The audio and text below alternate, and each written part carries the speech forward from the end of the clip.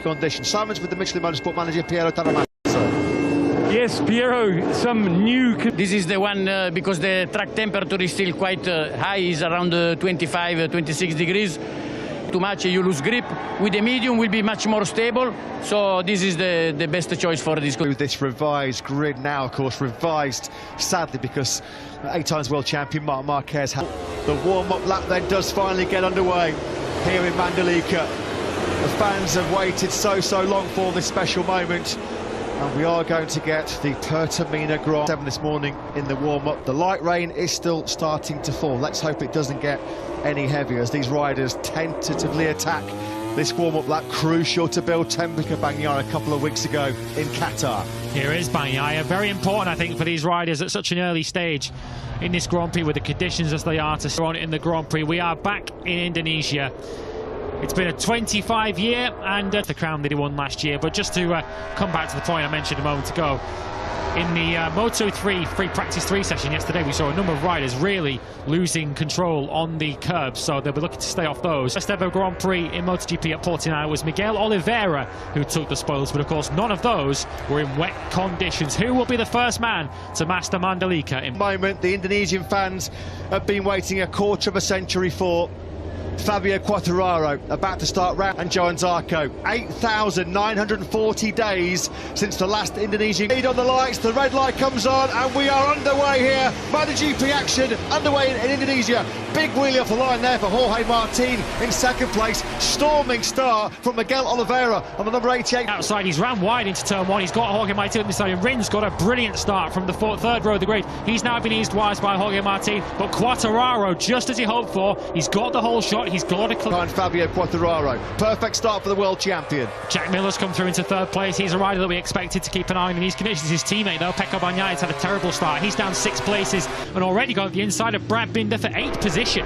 Yeah, really aggressive, hasn't he been already, as he had to be. Joan Mir, Alex Marquez, I think in the background there, just putting his hand up. I think he might opening lap. Fabio Quartararo just where he wanted to be, coming under early pressure here, attacking hard. So far they're going very well. Quartararo leads this Grand Prix. Franco Morbidelli's moved through from 14th on the grid up to 6th now. He's just gone final corner and eases past Fabio Quartararo. Oh, look at the spray problems further back down the field. I don't know whether Quartararo made a mistake there coming out the final corner. He's been picked up as well now briefly by Jack Miller. Got the finish line, and all the momentum lost as well for Quartararo meant Miller got him on the brakes into the first corner.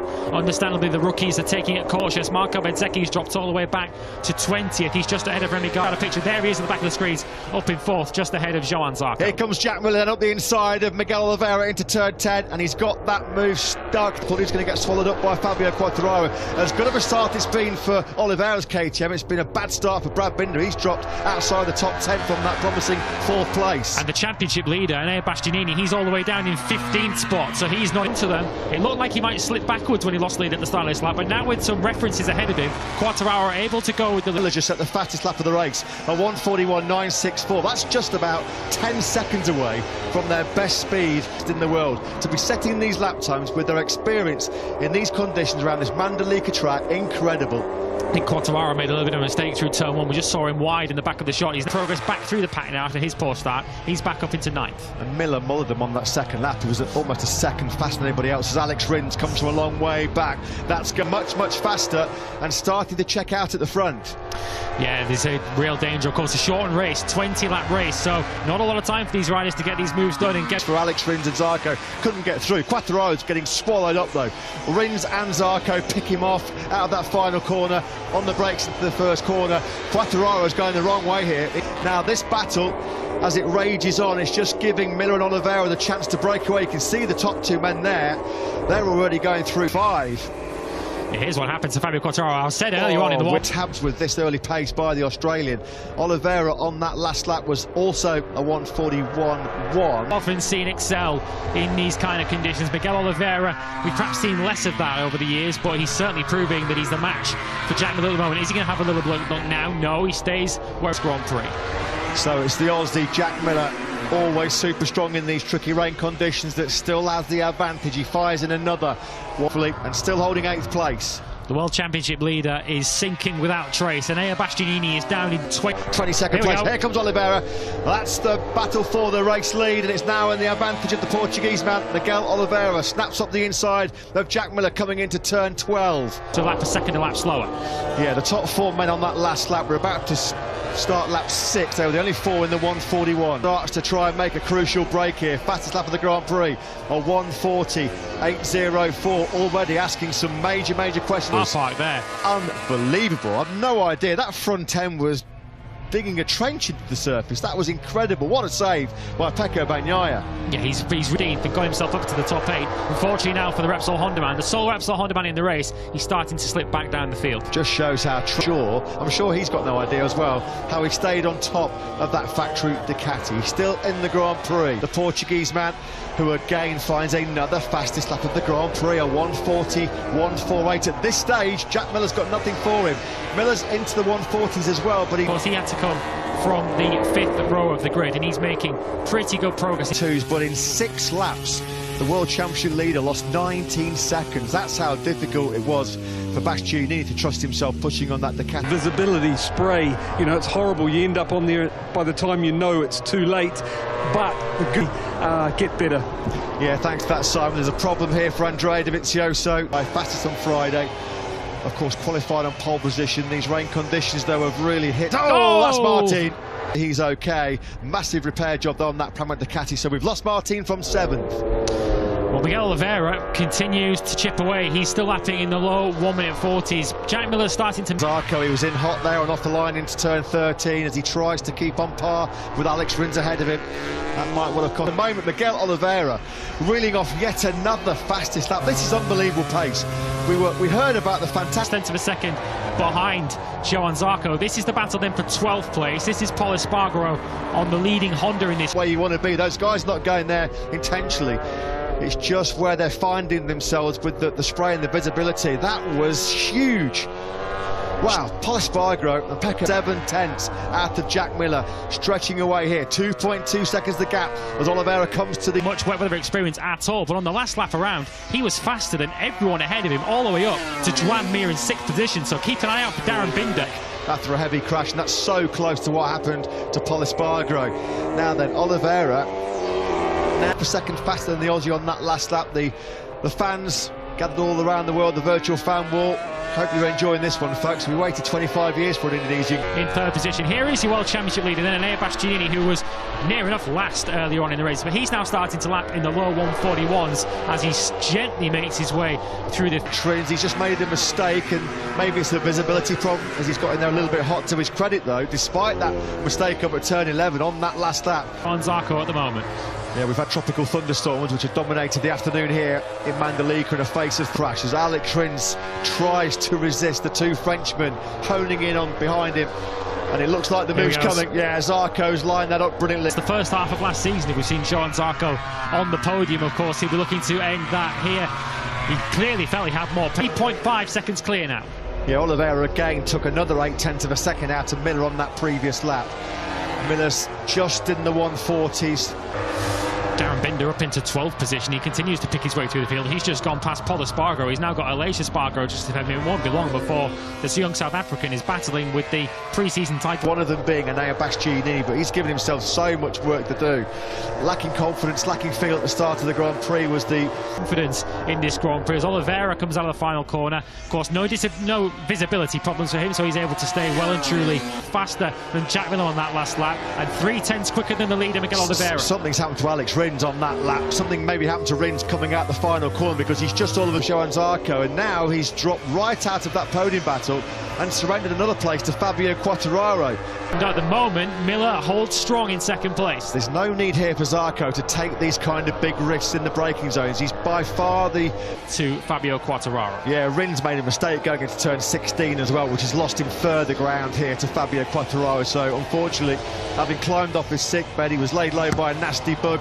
Coming in here was... 6 of the top 7 are faster than him. He's faster than everyone else on track at the moment. Alex Rins was slower than him. Here is the battle for 2nd place. Then you can see just how much more speed. Experience on that With You RNF Yamaha. He's keeping his brother Brad honest right now, as Oliveira's lead is 3. It might be slightly more difficult, but Darren Binder putting in an exceptional performance on the Goodyear RNF Yamaha. Jack Miller a little bit wide there. That might put him under pressure now from Johann Zarco. This is where... And now this has brought Fabio Quartararo right back into the heat of the battle here for second place. Once he got heat in those tyres as well, Quartararo found his rhythm, found his confidence, having started in this race. He's now back into the podium positions. Yeah, he knew there, as long as he had Zarco on his outside and his peripheral into effect here, and Zarco could just blitz on by, as Quartararo has a big moment there on a bit of standing water, a puddle that caught 45% of the race distance has been completed. Yeah, we almost saw a French connection there, didn't we, between Zarco and Quartararo through turn 1, but Quartararo, 6-second gap. Is Zarco going to have another go? He's not been able to make these overtakes cleanly so far. He has a little look at the inside of Quartararo, but has to stay. French resistance going on here. He can't resist anymore though, can he? Quartararo up the inside into turn 12. That's where his progress may end. He's got 10 seconds up to Franco Morbidelli in 7th position. Brad Binder, he's dropped back. Nightmare in these closing stages. Quartararo's got some serious pace at the moment. He's just on another 139 flat. That was 9/10 of missed opportunities for Rins over the last couple of years. This is a really big, intense battle for 8 spots, and it is being led by the superb rookie. Here comes Johann Zarco then once again having luck, but he just cannot outbrake Jack Miller into turn 10. Gets stopped by Miller, outbrakes himself, and that's just the opposite. Countering a few late grip issues here. Is there still a little bit of life left in this race? Because Fabio Quartararo has found 0.6 of a second in the first 3 sectors on this current lap alone. For Quartararo that time around. Fabio Quartararo is smelling an unlikely victory here, putting real pressure on Oliveira. A 1:38 second a lap to Fabio Quartararo in second place. Can he now respond with 3 laps to go and a second in lap? Quartararo could be there. Face through that clear visor, a picture of concentration. He can see Miguel Oliveira coming back to him. In fact, Quartararo's really strong in sector 2. He's found 0.4 of a second on Oliveira in that. Next left-hander, has he been able to respond? It looks as if he's just been able to do enough on this lap as he comes out of this final corner. He's having to up his pace. 38.9, but only 0.3 faster that time around. The Portuguese has responded. Yeah, that's just the response that KTM would have been looking for from Miguel Oliveira. He's got the hammer. Quartararo's going to have to settle the second place. Look at this battle. Here comes Enea Bastianini up the inside of Darren Binder. He's got that move done. Look at the star-studded company in this group, and they're being led by the rookie up from Moto3 last season. Darren Binder is having an absolutely storming ride. Bastianini saw some fireworks from him in his Moto3 career, but Bastianini can't find a way through. Aleix Espargaro right in contention, but there's 3 abreast into turn 12.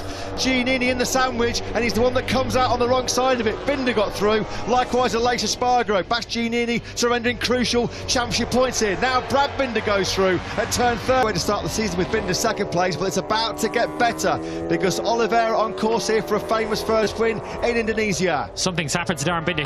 Johann Zarco took a couple of tenths out of Fabio Quartararo on that last lap, but that was more than enough for him to pull. Focus, keep his concentration. It's been a perfect Grand Prix so far for Miguel Oliveira. He has not put a foot wrong. Keeps that KTM, wheels in line. Zarco, in 25 years, it has been well worth the wait. Fabio Quartararo is going to take second place, but through the final corner then comes Indonesian Grand Prix in a quarter of a century. A brilliant podium, really good second place there for Binder. I think he's just ahead of Aleix Espargaro. Darren's got an air Bastianini behind him as Paul Espargaro is looking to try and steal some late points from the World Championship in 12th position, but it is Brad Binder from Aleix Espargaro. Darren Binder, a terrific top 10 for him on the Goodyear RNF Yamaha. Basti 2 races for Bagnaia. They know that was a massive race there from Fabio Quartararo in terms of the championship. Miguel Oliveira, his crew chief there, Paul Travadden, he's buzzing. Absolutely brilliant performance. A pocket of Portuguese fans here, and that was a brilliant ride by Miguel Oliveira. Valuable 20 points taken for the poleman Fabio Quartararo. Let's hear the thoughts of his team manager. Because we know that on the wet we are not that competitive, but probably here the grip that new Tarma provide. So delighted. Somehow, after all that drama, an 11th place, Enea Bastianini losing out on that last lap is still going to be in a couple of weeks' time. The Binder brothers, look. Whoa! Brotherly love? What about brotherly love? Darren looks over and he's suddenly well aware who that is. Well, they through to take 9th spot, so super aggressive late move then by Brad Binder. A family affair, a bit of front head. It has been a pretty atrocious start to 2022 for our pre-season favourite in many respects, Pecco Bagnaia.